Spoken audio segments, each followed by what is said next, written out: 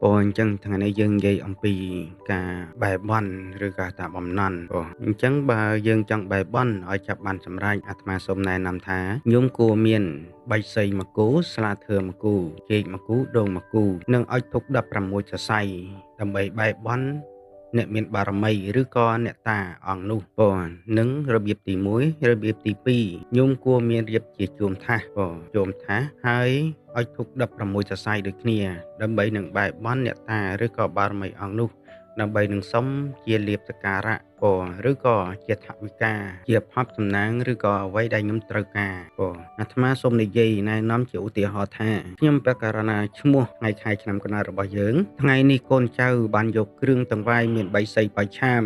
មានស្លាធម៌មានធុក16សរសៃមានចេកដូងឬក៏គ្រឿងតង្វាយផ្សេងឬក៏មានជុំថាសកូនចៅយកមកថ្វាយដល់លោកតាដំងគញុងដើម្បីនឹងសូមឲ្យលោកតាជួយឲ្យកូនចៅនេះបានលក់ដីដាច់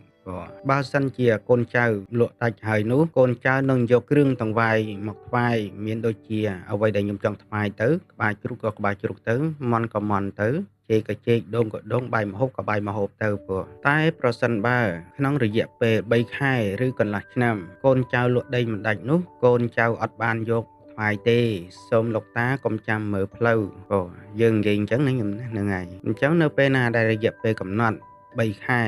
ឬ6ខែដែលខ្ញុំកំណត់ហើយនោះមិនបានសម្រេចមែនអញ្ចឹងយើងឈ្មោះថាអត់ចប់អំណន់ទេតែបើយើងមិនកំណត់ទេឈ្មោះថាខ្ញុំចប់អំណន់ជារៀងរហូតលុះត្រាតែខ្ញុំយកគ្រឿងតង្វាយដែលខ្ញុំបានថាថ្វាយនោះ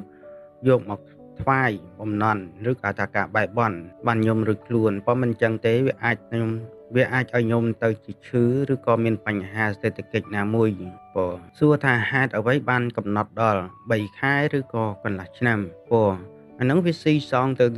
របស់ដែលវាធំឬក៏តូចតិចឬក៏ច្រើនតាមតែញោមប្រាថ្នាតែសូមបញ្ជាក់ថាការបែបបន់នេះញោមត្រូវតែចំណាយបុណ្យផងញោមបើបុគ្គលណាមិនមានបុណ្យគ្រប់គ្រាន់ទេញោមទៅបែបបន់ប៉ុន្មានដងក៏អត់ប្រយោជន៍ដែរអានឹងវាស៊ីសងលើអំណាចបុណ្យឧទាហរណ៍ថាញោមជិះម៉ូតូ3កង់ប្រសិនបើញោមយកម៉ូតូនោះទៅប៉ះហើយញោមអត់មានលុយអញ្ចឹងទៅជាងក៏មិនប៉ះឲ្យញោមដែរយ៉ាងណាមិញការប៉ះម៉ូតូដូចជាបំណងប្រាថ្នារបស់ញោមរីឯលុយប្រៀបបានដូចជាបុណ្យរបស់ញោមចំណែកឯជាងប្រៀបបានដូចជាអ្នកតាដែលជួយឲ្យញោមនឹងបានសម្រេច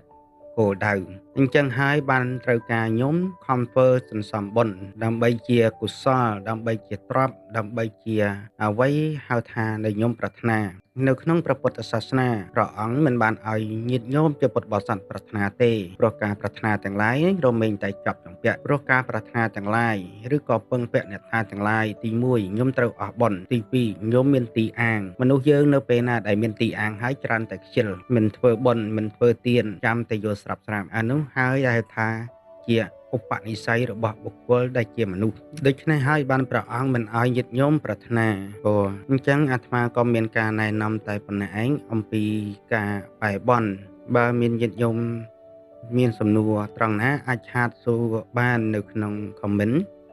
ជាចុងក្រោយអាត្មាក៏សូមជូនពរញោមបានតែសេចក្តីសុខសេចក្តីចម្រើនសេដ្ឋកិច្ចកំពុងវឹកវរពេលនេះក៏សូមឲ្យញាតិញោមបានឆ្លងកាត់នៅភាពលំបាកទាំងឡាយទាំងពួងបានជៀសផុតពីហេតុទាំងឡាយទាំងពួងបានសម្រេចដោយសេចក្តីប្រាថ្នាដែលញោមប្រាថ្នាគ្រប់គ្នាដោយអំណាចកងកុសលផលបុណ្យរបស់អាត្មា